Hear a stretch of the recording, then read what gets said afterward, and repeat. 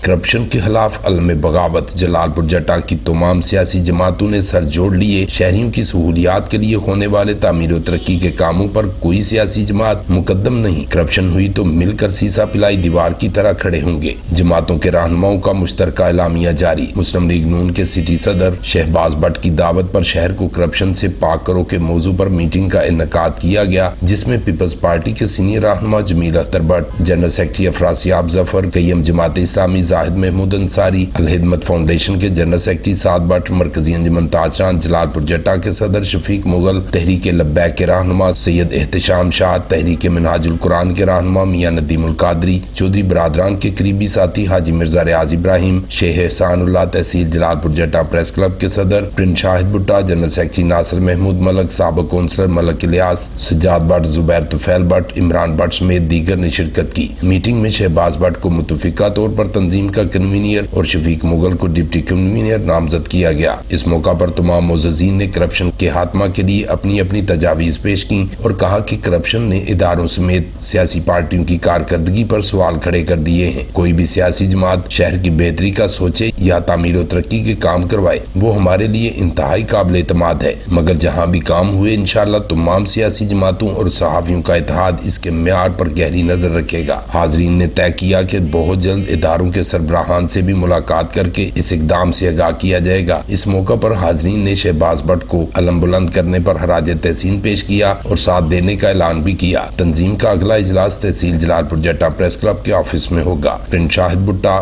BB1 news, Jalalpur Jata.